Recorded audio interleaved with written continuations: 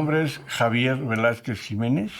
El oficio, la pasión que me mueve para estar vivo es la dramaturgia, el teatro, la actuación, la lectura, la historia, la memoria, la vida. Pues sí, es un laberinto en la memoria, un viaje, recordar cuando uno está niño y a los 11 años de un teatro polaco que lo deslumbra en un festival internacional cervantino, que uno no sabe qué está pasando, pero sabe que está pasando algo que te electriza, que te relampaguea, que te simbra, que te estremece, que te asombra en cada segundo, y ves puercos, animales en el escenario y un idioma que no entiendes.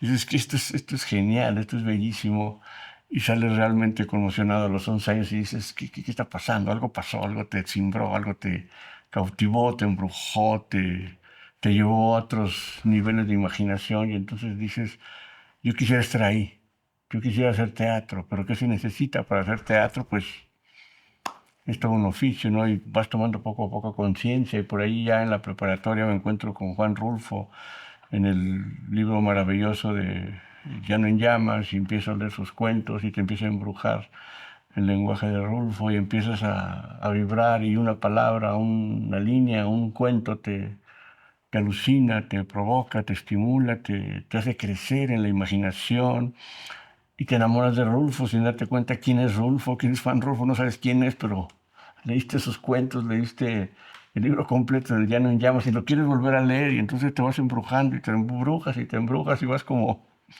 sembrando semillas de brujería, ¿no? De hipnosis en la lectura, en el escenario, y poco a poco todo eso se va convirtiendo en una especie de jardín, de árbol, de bosque, de mar, que sin darte cuenta ya a los 17, 18 años te subes al escenario del Teatro Juárez pues en la ciudad de Guanajuato, y de repente te dice tu director, aquí te toca que van a llegar unos mendigos y entonces te van a desnudar, te vas a quedar totalmente en cueros, y dices, pues va, ¿a dónde?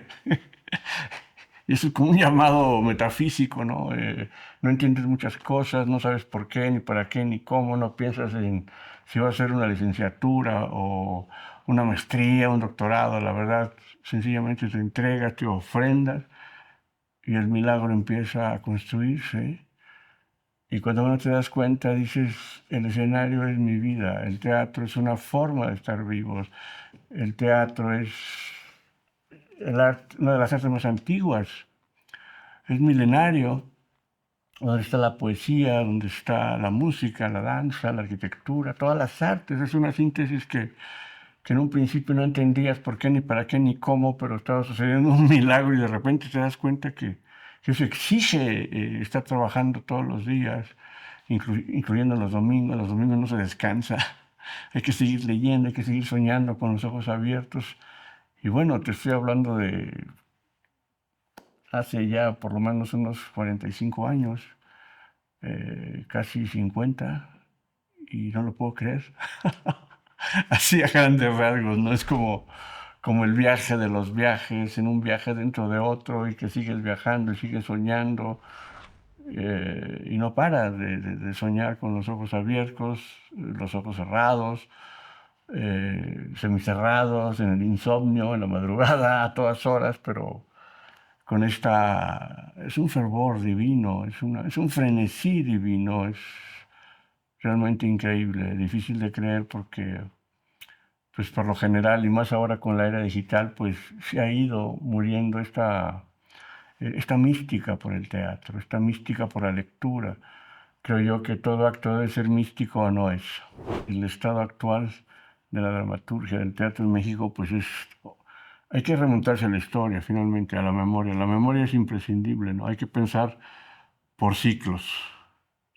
Hay que pensar en principios del siglo XX con Antonieta Rivas Mercado, el Teatro Ulises, los contemporáneos, Javier Villaurrutia, todo este legado que se fue construyendo en esa década, de Salvador Novo, pues todo el teatro que traducía en ese momento a los autores del absurdo del teatro en Europa, y estos contemporáneos estaban justamente, por eso se llamaba contemporáneos, porque estaban haciendo el teatro que en ese momento era la vanguardia, ¿no? Y entonces ese fue un movimiento muy importante que ya va a cumplir sus 100 años en el próximo año, 2026. Entonces está también el Teatro Ulises, obviamente poesía en voz alta ya 50, 60. Y así, estudiando por ciclos, la dramaturgia y el teatro en México se ve realmente despojando de este teatro terrible español, retórico del siglo de oro, que todavía a principios del siglo XX, y creo que incluso en el actual todavía hay toda una especie de colonia, el virreinato no ha muerto, ¿no? Ni en el teatro, ni en la vida política, ni en muchas otras cosas, ¿no? Entonces, esto de poesía en voz alta fue un fenómeno también extraordinario, porque ahí estaba pues los que fueron los grandes maestros posteriormente. Estamos hablando de gente como José Luis Ibáñez, Juan Ibáñez, Juan José Arreola, eh, Soriano en la plástica, Carrington, en fin, era toda una banda realmente extraordinaria. Y por eso se llamaba poesía en voz alta, porque rompía con toda la tradición. Y luego ya por los 70s, 80s también hubo otro boom extraordinario de dramaturgos, de directores, y creo que después de los 80s empezó una serie de fisuras, una serie de fenómenos en que poco a poco se iba diluyendo este teatro de alta exigencia, ¿no? Donde realmente salías estremecido, salías hipnotizado, porque el teatro es un hecho inédito, es algo que nunca antes te había pasado. Al ver una obra te estremeces, te enloqueces de belleza total. Si no hay belleza total, hipnosis total, no hay teatro, es simulacro. Es una especie de fraude. No una especie, es un fraude. Entonces, de hecho, lograr eso es tremendamente complicado. Exige muchísimo, exige lo imposible. Por eso yo creo que el teatro es la ilimitada pasión por lo imposible. ¿Y qué es lo imposible? Pues hacer que los espectadores sueñen con los ojos abiertos, que estén imaginando todo lo que está pasando. Es algo realmente alquímico y eso ya casi no se ve. Es muy complicado. Entonces se fue diluyendo, se fue diluyendo, se fue diluyendo. Y el estado actual, pues por ahí Héctor Mendoza decía, obviamente ya murió Héctor Mendoza, pero él decía que el teatro estaba en agonía, que estaba en una especie de estado de coma, y que no acababa de morir, pero que se estaba muriendo. La pregunta es ¿por qué? ¿Por qué esta agonía? ¿Por qué poco a poco, después de que, pues sí, tuvo un momento realmente extraordinario entre los 20, 50, 60, 70 y empezó a... ¿Quiénes son los asesinos del teatro? Por ejemplo, esa sería la pregunta, ¿no? ¿Por qué se fue muriendo, se ha ido muriendo? ¿Por qué se ha ido descomponiendo, incluso degradando, pudriendo? Ahora sí que, ¿cómo rescatar las partes vivas del teatro, ¿no? Y ese es el gran desafío del siglo XXI, en plena era digital, que por ahí todavía hay una banda, gente enloquecida de belleza, ¿no? Yo no diría que está totalmente muerto y enterrado, porque sí, de repente dicen que el teatro ha muerto, así como Nietzsche dijo antes de morir, Dios ha muerto, dice, el hombre ha muerto, la humanidad ha muerto, pero no, siempre hay una gota de poesía que nos hace revivir la belleza, ¿no? De no empantanarse en el pesimismo, ni tampoco en el optimismo, ni pesimismo ni optimismo, ¿no? La tragedia como una lucidez sin ilusión. Eso es seguir trabajando para poder construir la belleza de lo imposible. Y entonces creo que es el gran desafío de nuestras generaciones. Recuperar el milagro perdido, recuperar la poesía perdida en el escenario, que sigue por ahí palpitando, que no ha muerto. Son como esas luciérnagas que siguen revoloteando porque hay muchos sapos. La gran metáfora del sapo y la luciérnaga, no, sapo, sapito, ¿por qué me quieres tragar? Porque brillas. Pero sigue existiendo luciérnagas, ¿no? Lo difícil es que sean más luciérnagas que sapos. Ese sería el gran desafío. ¿Cómo hacer que los bosques de luz, la belleza, no muere, no termina de morir en este mundo realmente cruel, bárbaro, lleno de guerras, de atrocidades a todas horas, ¿verdad? Desde emparedar a una mujer hasta seguir lanzando bombas en Gaza, en fin. El horror nunca duerme, pero uno como hacedor de teatro creo que también necesita estar a la exigencia de nuestros días, que es soñar con lo imposible. Y la colonia no solamente virreinal, sino imperial, tanto europea como norteamericana, es patente en todos sentidos, desde los terribles refrescos azucarados, la comida chatarra, los libros chatarra, el teatro chatarra, el la explosión brutal de el efecto del hielo seco, de las pantallas, luces por todas partes, chicas desnudándose, aquí y allá, el show, la gran industria del entretenimiento es un monstruo también que también está pues apagando, diluyendo. Esos son los asesinos del teatro esencial, porque el teatro en esencia es el actor en vivo conmoviéndote, abrazándote de ternura, belleza, dolor, historia, memoria, en vivo. Y si esa alquimia no se logra, no es teatro, es fraude, como decía anteriormente, pero como hay tanta tecnología, el rayo láser, el hielo seco, los escenarios abriéndose, ahí salen monstruos, ¿no? Y llega un momento en que, pues, ¿y dónde está el teatro? Se acabó el teatro, viva el show, viva el entretenimiento, el basurero de las ocurrencias digitales. Porque además, al rato ya como está pasando, ¿verdad? El robot, los robots van a estar ahí ya supliendo al actor, a la actriz en vivo, porque pues un robot lo van a programar y va a poder hacer 1000 voces, cantar como María Callas, hablar como Marlon Brando, va a hacer todo lo que le programas, pero no es humano.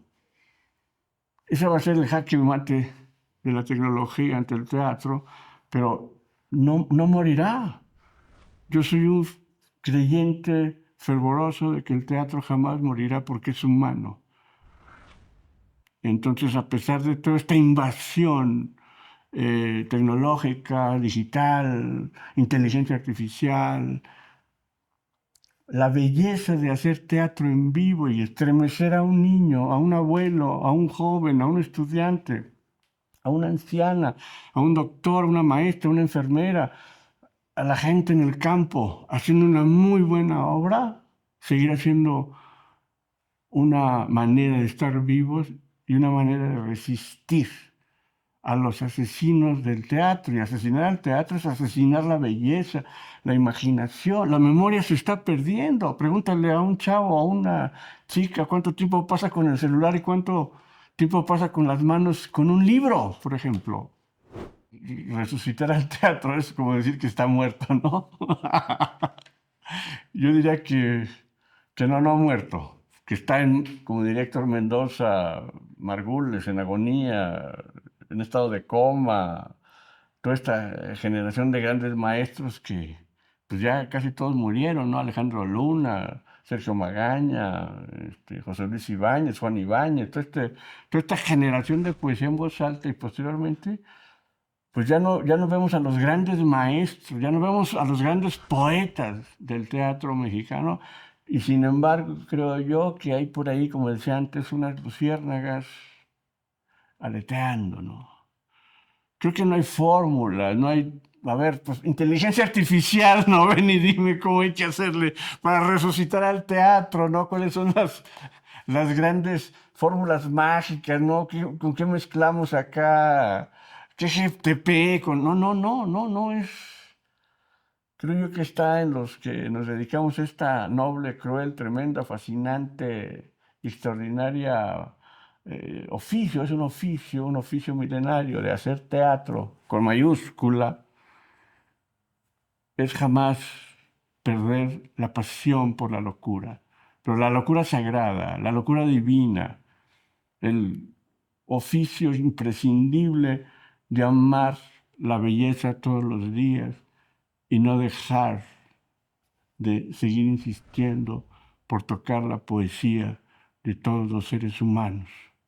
Creo que ahí está una ruta, un camino muy complejo, a todo riesgo. Pero el teatro es riesgo, ¿no es?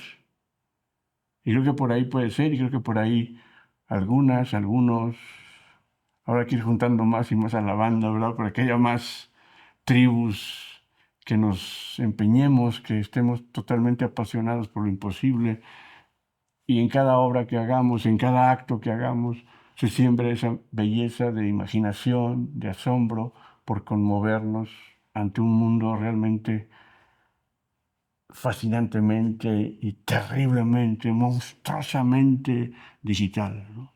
Mi nombre es Javier Velázquez Jiménez, mi oficio es la dramaturgia, el teatro, la actuación, la lectura, la memoria, la historia, la ilimitada pasión por lo imposible que es el teatro. Y los invito a observar la 4 TV.